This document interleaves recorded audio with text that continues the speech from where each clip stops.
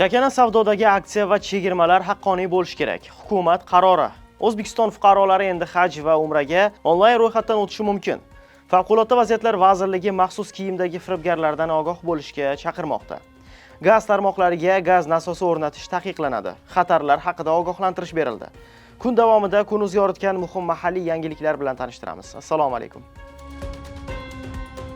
Vazirlar Mahkamasi qarori bilan chakana savdoda aksiya va chegirmalarni qo'llash tartibi belgilandi va qoidalarni buzganlik uchun javobgarlik kiritildi. Bundan maqsad chakana savdodagi narxlar va reklama amaliyotini iste'molchi manfaatiga moslashtirish, deya xabar berdi Raqobat qo'mitasi. Qarorga ko'ra aksiyalar e'lon qilish va chegirma berishda iste'molchini chalg'itishi mumkin bo'lgan usullar cheklanadi. Jumladan, chegirma e'lon qilinganda ko'rsatiladigan avvalgi narx so'nggi 30 kun ichidagi eng past narx bo'lishi shart. Shu o'rinda qishloq xo'jaligi mahsulotlariga bu qoida tatbiq etilmaydi. Narxnomada aksiyadagi narxni odatdagi narxdan kattaroq shriftda yozib, vizual ustun qo'yish orqali iste'molchini adashtirishga yo'l qo'yilmaydi. Narxni sun'iy ko'tarib, keyin chegirma sifatida tushirish orqali raqobatdoshlikni soxtalashtirish qat'iyan taqiqlanadi.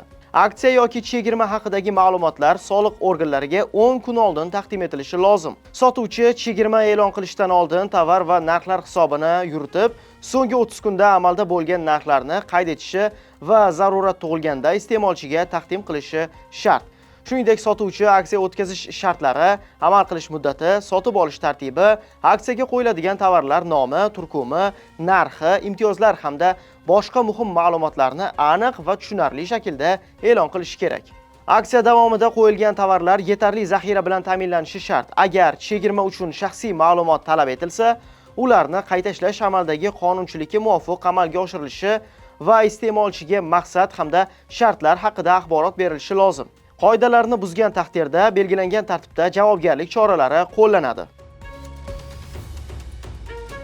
Haj va umraning yagona portali servisi ishga tushirildi. U orqali tashkilotlarga shaxsan borish va qog'oz hujjatlar rasmiylashtirishsiz ariza topshirish mumkin. Din ishlari bo'yicha qo'mita xabariga ko'ra, elektron navbatga ro'yxatdan o'tish ikki usulda amalga oshiriladi.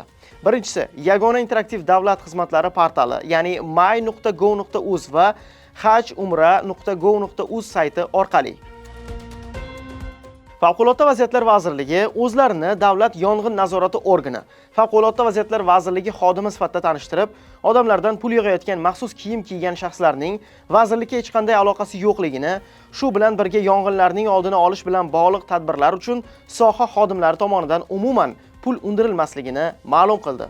Vazirlikka ko'ra, maxsus kiyimli shunday shaxslar xonadonga kelsa, ulardan birinchi navbatda shaxsini tasdiqlovchi guvohnomasini taqdim qilishni so'rash kerak. Uni Favqulodda vaziyatlar vazirligi xodimlarining namunaviy guvohnomasi bilan solishtirib ko'rish kerak. Ularning faoliyat turi hamda qanday xizmatlar ko'rsatishi va ishlarni bajarishlariga aniqlik kirituvchi savollar berish lozim. Vazirlik bunday shaxslar favqulodda vaziyatlardan muhofaza qilish yuzasidan biror ishni bajarmasdan majburiy tartibda to'lov talab qilgan holatlarda 95 772 10 50 ishonch telefon raqamiga murojaat yo'llashni tavsiya qilmoqda. Ijtimoiy tarmoqlarda tabiiy gaz bosimini sun'iy oshirish maqsadida gaz nasosi qurilmalarini o'rnatish targ'ib etilmoqda.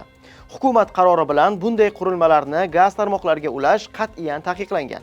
Vazirlar Mahkamasining 319-sonli qarori talablarga muvofiq gaz quvurlari, gaz taqsimlash shoxobchalari va gaz taqsimlash tarmoqlarining texnologik ish rejimiga xalal beruvchi qurilmalar, jumladan gaz nasoslarini o'rnatishga ruxsat yo'q. Mutaxassislar bunday qurilmalardan foydalanish yong'in xavfsizligi qoidalarini buzishi, portlash va boshqa baxtsiz hodisalarga olib kelishi ehtimolini qayd etmoqda.